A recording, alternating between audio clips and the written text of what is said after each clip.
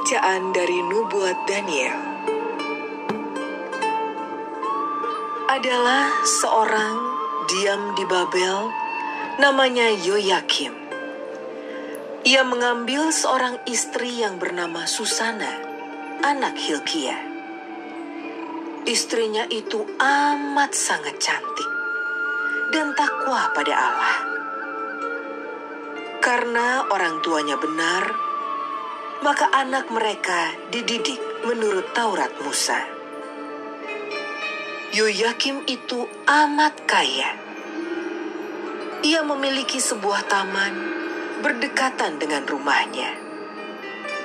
Oleh karena itu, ia paling terhormat di antara sekalian orang. Maka orang-orang Yahudi biasa berkumpul di rumahnya. Dalam tahun itu, ada 2 orang tua-tua dari antara rakyat yang ditunjuk menjadi hakim. Tentang mereka itulah Tuhan telah berfirman. Kefasikan telah datang dari Babel, dari kaum tua-tua dan para hakim yang berlagak mengemudi rakyat. Kedua orang tua-tua itu sering datang ke rumah Yoyakim, tempat setiap orang yang mempunyai suatu perkara datang kepada mereka. Apabila menjelang tengah hari rakyat sudah pergi, masuklah Susana untuk berjalan-jalan di taman suaminya. Kedua orang tua-tua itu setiap hari mengintip Susana apabila ia masuk dan berjalan-jalan di situ. Maka timbullah dalam hati kedua orang tua-tua itu nafsu berahi kepada Susana. Mereka lupa daratan dan membuang muka, sehingga tidak memandang surga dan tidak ingat kepada keputusan yang adil. Sementara mereka menunggu saat yang baik, datanglah Susana ke taman itu seperti yang sudah-sudah. Ia hanya disertai 2 orang dayang.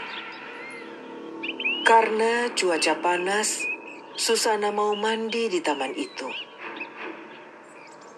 Tiada seorang pun yang ada di sana, kecuali kedua orang tua-tua itu yang bersembunyi sambil mengintip Susana. Kata Susana kepada dayang-dayangnya, "Ambilkanlah aku minyak dan urap, dan tutuplah pintu taman, supaya aku dapat mandi." Segera setelah dayang-dayang itu keluar, bangunlah kedua orang tua-tua itu dan bergegas-gegas menuju Susana. Berkatalah mereka, "Pintu-pintu taman sudah tertutup, dan tidak ada seorang pun melihat kita. Kami sangat cinta berahi kepadamu. Berikanlah hati saja, dan tidurlah bersama-sama dengan kami. Kalau engkau tidak mau, pasti kami akan naik saksi terhadapmu, bahwa seorang pemuda kedapatan padamu, dan bahwa oleh karena itulah, maka dayang-dayang itu kau suruh pergi." Berdesahlah Susana, lalu berkata, Aku terdesak sekeliling. Sebab jika hal itu kulakukan, niscaya kematian menanti aku. Jika tidak kulakukan, maka aku tidak lolos dari tangan kamu. Namun, lebih baik aku jatuh ke tanganmu dengan tidak berbuat demikian, daripada berbuat dosa di hadapan Tuhan. Lalu Susana berteriak-teriak dengan suara nyaring. Tetapi kedua orang tua-tua itu berteriak-teriak pula melawan Susana. Dan salah satu dari mereka lari membuka pintu taman. Demi teriak di taman itu didengar orang-orang yang ada di dalam rumah. Bergegas-gegaslah mereka masuk lewat pintu samping untuk melihat apa yang terjadi dengan Susana.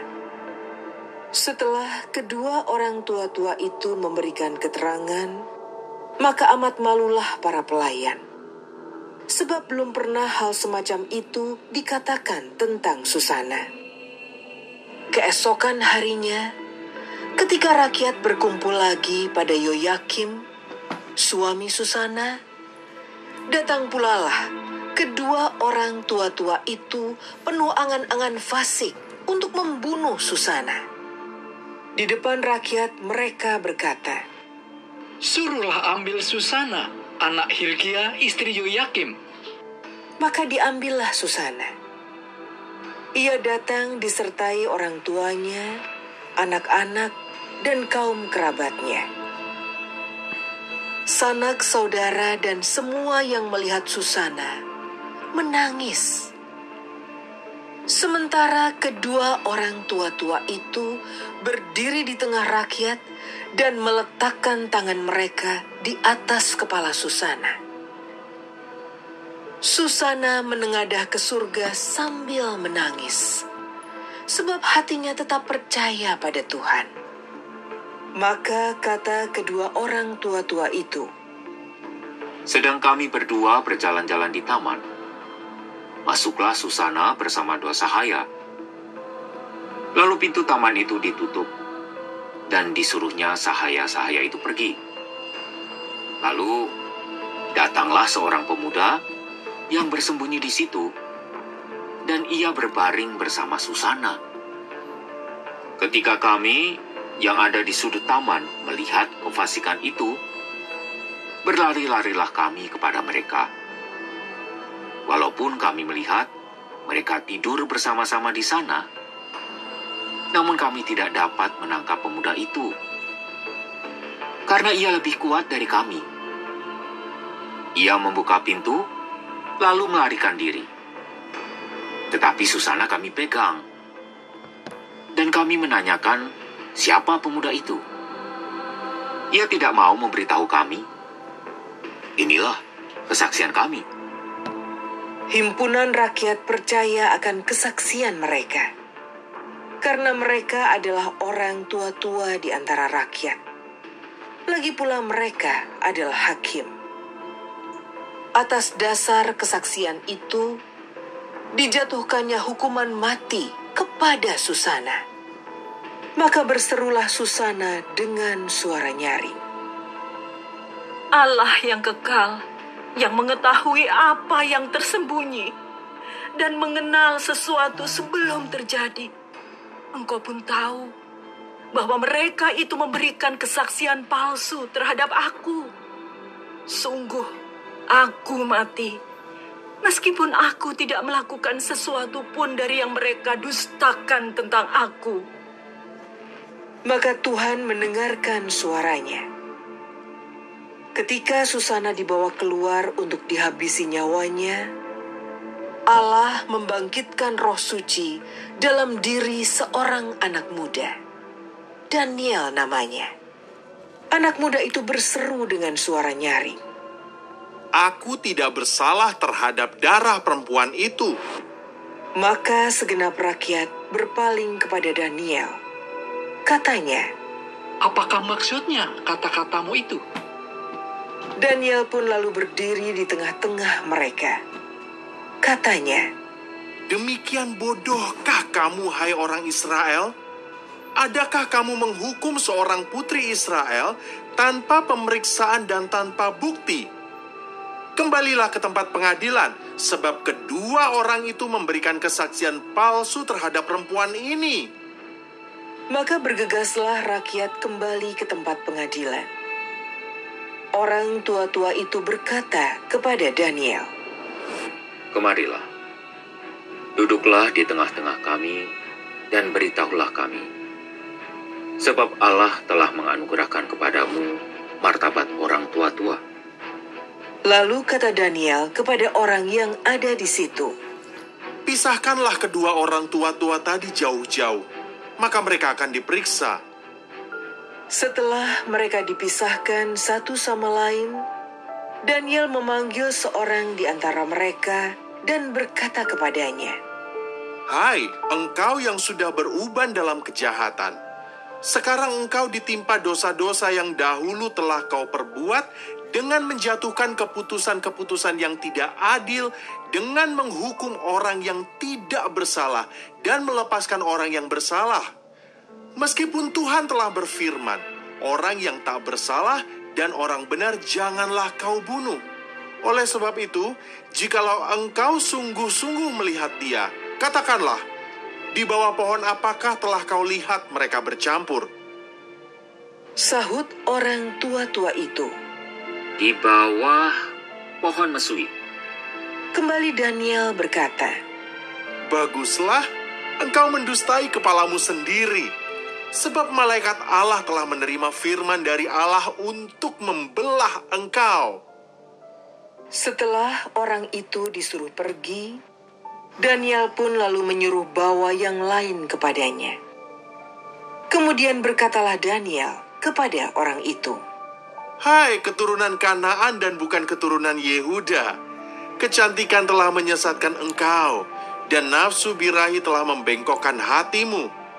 Kamu sudah biasa berbuat begitu dengan putri-putri Israel, dan mereka pun terpaksa menuruti kehendakmu karena takut.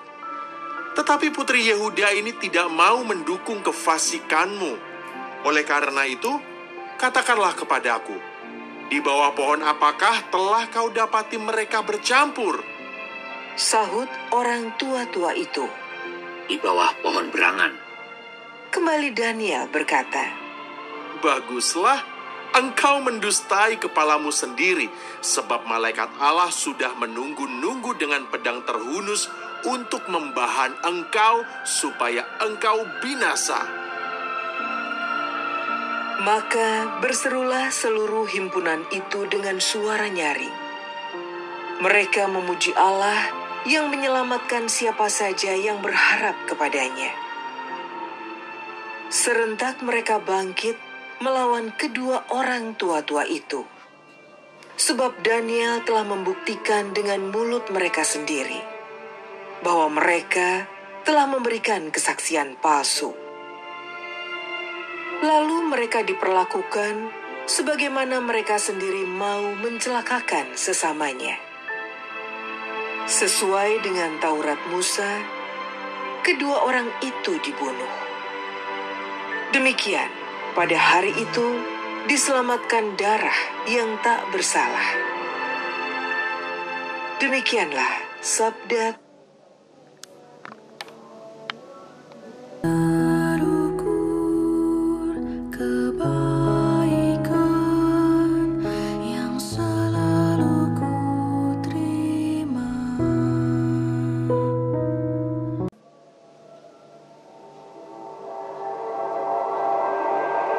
Inilah Injil suci menurut Yohanes. Sekali peristiwa Yesus pergi ke Bukit Zaitun. Pagi-pagi benar, ia berada di bait Allah dan seluruh rakyat datang kepadanya. Ia duduk dan mengajar mereka. Maka ahli-ahli Taurat dan orang-orang Farisi membawa kepadanya seorang perempuan yang kedapatan berbuat zina. Mereka menempatkan perempuan itu di tengah-tengah, lalu berkata kepada Yesus, Rabi, perempuan ini tertangkap basah ketika ia sedang berbuat zina. Musa dalam hukum Taurat memerintahkan kita untuk melempari dengan batu perempuan-perempuan yang demikian. Apakah pendapatmu tentang hal itu? Mereka mengatakan hal itu untuk mencoba Yesus, supaya mereka memperoleh sesuatu untuk menyalahkannya. Tetapi Yesus membungkuk, lalu menulis di tanah dengan jarinya. Dan ketika mereka terus-menerus bertanya kepadanya, ia pun bangkit berdiri, lalu berkata kepada mereka, Barang siapa di antara kamu tidak berdosa, hendaklah ia yang pertama melemparkan batu kepada perempuan itu. Lalu Yesus membungkuk lagi dan menulis di tanah. Tetapi setelah mendengar perkataan itu, pergilah mereka seorang demi seorang, mulai dari yang tertua. Akhirnya tinggallah Yesus seorang diri dengan perempuan itu yang tetap di tempatnya. Lalu Yesus bangkit berdiri dan berkata kepadanya, "Hai perempuan, di manakah mereka? Tidak adakah seorang yang menghukum engkau?" Jawab perempuan itu, "Tidak ada, Tuhan." Lalu kata Yesus, "Aku pun tidak menghukum engkau. Pergilah dan jangan berbuat dosa lagi mulai dari sekarang." Demikianlah sabda Tuhan.